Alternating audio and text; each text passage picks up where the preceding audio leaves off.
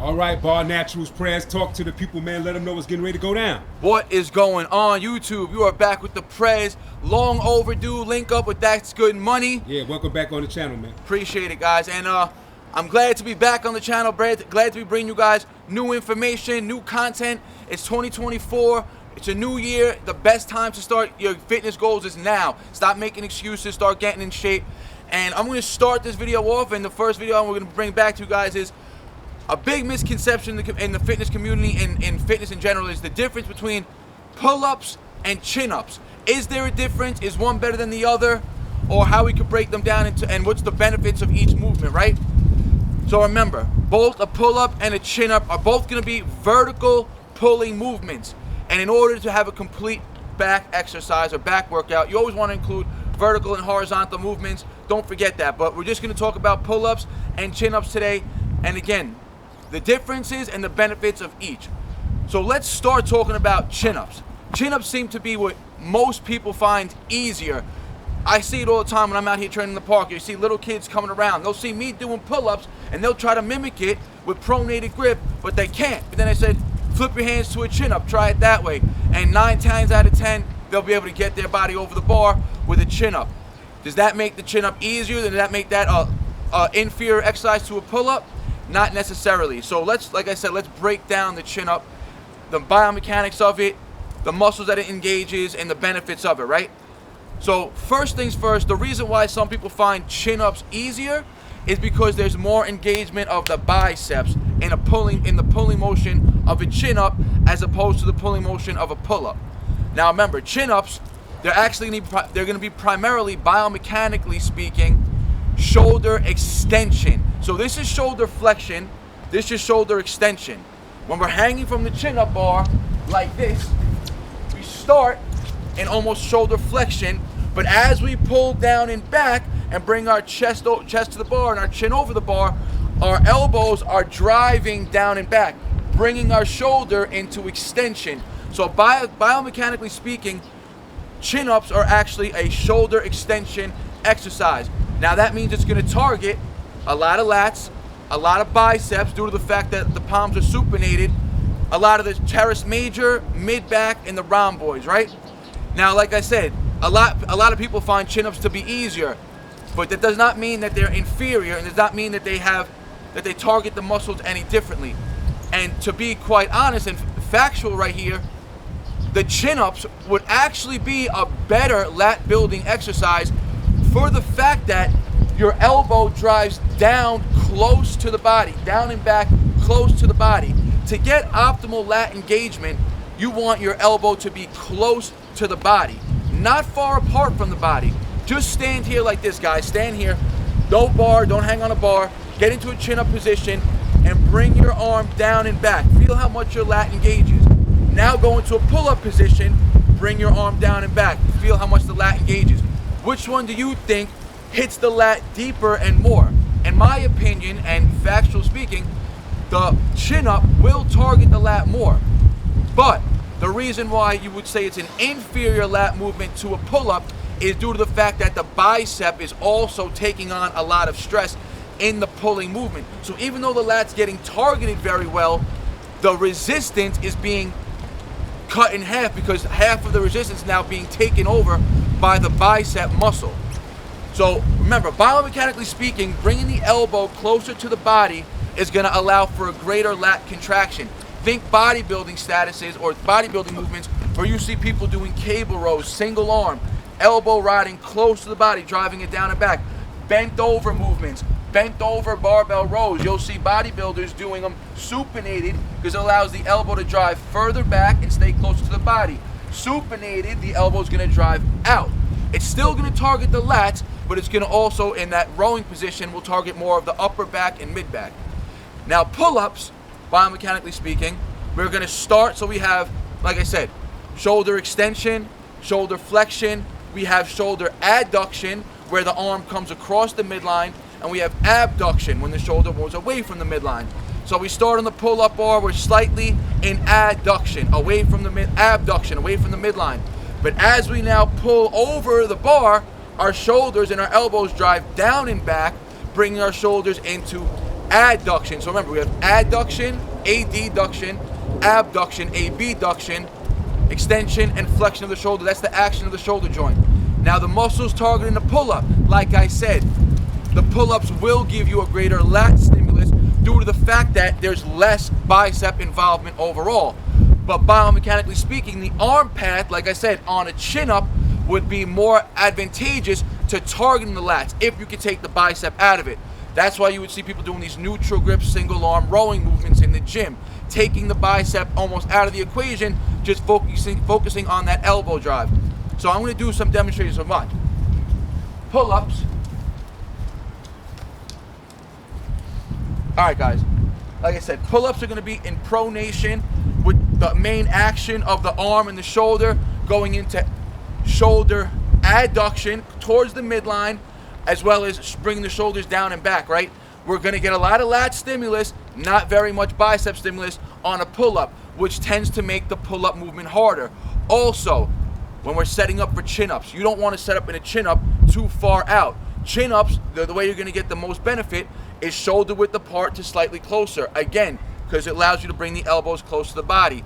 Now, you wouldn't do pull-ups with elbows close to the body. That would be a close grip pull-up, but those are a lot harder to actually get that full range of motion due to the fact that you're going to be limited when your hands start to block your body, especially if you have bigger arms. So pull-up grip, proper pull-up grip, pronation, outside shoulder width, driving the elbows down and back to the side of the body. Again, it's going to get a lot of lat engagement, but biomechanically speaking, you're going to see right now. So remember, chin-ups, they're going to involve more biceps. They will target the lats in terms of hitting them with proper angle recruitment better than a pull-up, but half the resistance is going to be taken over by the biceps. So full dead hang. You want to always start fully dead hang, right? Down and back, shoulders down and back first. That's scapular retraction. You can do it for regardless.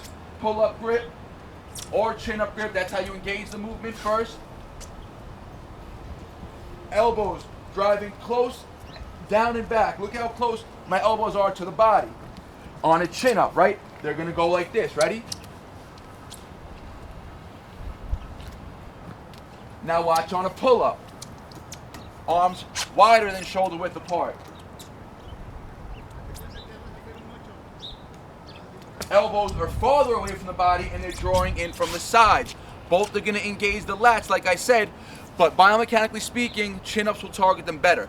Pull-ups are what you're going to see in 90% of calisthenic competitions and what you're going to see 90% of athletes training due to the fact that that's the specificity for our overall training, right? Because again, if we go to compete or we're going to do reps and sets, it's typically always going to be pull-ups. And one thing I always tended to neglect was chin-up movements. But as of late, I've been doing a lot more of them due to the fact that, remember, if you're always doing pronated grip work, you're going to build imbalances. You're going to get overuse injuries. Your tendons need to be trained more also. And what, like I said, what engages more bicep? A chin-up. Where's the tendon connected on the elbow joint? That's why so many people get tendinitis, because they neglect to do different grips. Chin-ups are going to greatly help benefit and train and strengthen the bicep tendon. Now let's go into a third vertical pulling variation, which in my opinion will actually target the lats better than pull-ups and chin-ups. And that's going to be a neutral grip 2-bar or 3-bar with pull-up now, because now we're going to get our arms into neutral grip. Neutral grip's going to still allow for our elbows to come down and back close to the body for optimal lat engagement, and it's going to take the biceps almost 50% less out of the work. It might get more brachialis work and forearm work, but brachialis and forearms are going to be activated in a pull-up and pronated grip also. So watch, guys. My guy Jared right here. Hey, Gerard, I'm sorry. What's up, B? All right, guys. 2-bar, you're going to see 2-bar neutral grip pulls first. Shoulders are going to come, elbows are going to come down and back close to the body. Watch. 2-bar neutral grip. Look how close the elbows draw down and back. Similar to a chin-up. Let's go 3-bar. So now you get the width of a pulling of the vertical pronation on the 3-bar width. You get the same width, shoulder, outside shoulder width, but you also get to bring those elbows again down and back, because due to the fact that you're starting more in the sagittal plane as opposed to the frontal plane. Remember, pronated grip pull-ups, you're gonna be in the frontal plane. Imagine there's a wall in front of you and a wall behind you. The only movement you can do with a wall in front of you and a wall behind you are movements in the frontal plane. Movements with a wall on the side of you and the wall on this side of you would be in the sagittal plane. So I can do chin-ups in the sagittal plane, but now if I go to do a pull-up in the sagittal plane, which is, again, you have 3 planes of movement: frontal, sagittal, and transverse. Transverse is when your body is split in half. Movements that involve rotation. Sagittal plane movements involve anything that, working front to back. In this movement plane, frontal is vertical movements working in this movement plane. So pull-ups, frontal plane. Chin-ups and neutral grip pull-ups, sagittal plane, allowing, again, the elbows to come down and back. So 3-bar pulls, watch. Elbows down and back, I'm starting wide, starting outside shoulder width, pulling, elbows come closer to the body. Not quite as close as 2-bar, but again, 3-bar wide gives you that added benefit of training that wide grip, which will translate more over to your pull-ups, right? So that's 3 variations of vertical pull movements broken down, in which I consider to be, again, there's no one that's better than the other. These are just preferences. These are all for muscle building regards. And again, if your goal though is to be a better calisthenic athlete, I would primarily target more pulling motions in pronated grip, regular pull-ups, but do not neglect your neutral grip and your chin-up work also, right? Keep them in. That's gonna keep the joints healthy, that's gonna keep the tendons healthy, and it's gonna prevent overuse. And you could phase them out, right? You could do, I can say, all right, I'm gonna focus on 2 weeks straight of pronated grip pulls, then go to 2 weeks of neutral grip pulls, then go to 2 weeks of chin-up work.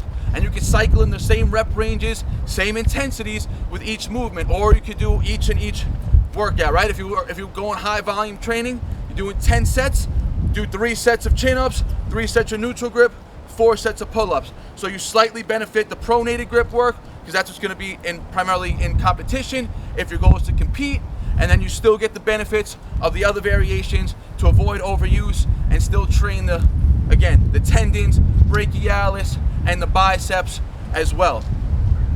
So I hope this video broke down the differences between pull-ups and chin-ups and introduced to you guys that 3rd variation, which I'm sure you guys all knew about before, the neutral grip pull, and the benefits of that movement, and why, again, if your goal is straight hypertrophy, straight muscle building, I would solely focus on, again, if you're not looking to compete, not looking to be a better calisthenic athlete, my goal would solely focus on neutral grip pull-ups, 2 or 3-bar, slow and controlled, drawing the elbows down and back, because again, you're gonna get the added benefits, you're gonna get the brachialis, and you'll get still some bicep involvement due to the fact that you're in the sagittal plane, but less bicep involvement than a pull-up, more bicep involvement than a pull-up, way less bicep involvement than a chin-up. So if your goal is straight lat building, focus more on neutral grip pulling. If your goal is to get better at reps and sets with calisthenics, focus mainly on pull-ups. If you want overall healthy joints and tendons and be a well-rounded athlete, focus on all 3. Don't skip the chin-ups. And like always, guys, I appreciate the support. Like Good Money's video, you already know. Subscribe to the channel, subscribe to my channel, BarNaturals on YouTube, you already know, guys. Link will be in the description. And let us know in the comment section what you want us to bring next. We're going to be linking up again a lot more. And like always, guys, peace out. Thanks a lot, Prez. BarNaturalPrez BarNaturalPrez YouTube page and Instagram be in the description box. Make sure y'all subscribe to him and follow him. Thanks a lot, Yes, sir. Prez.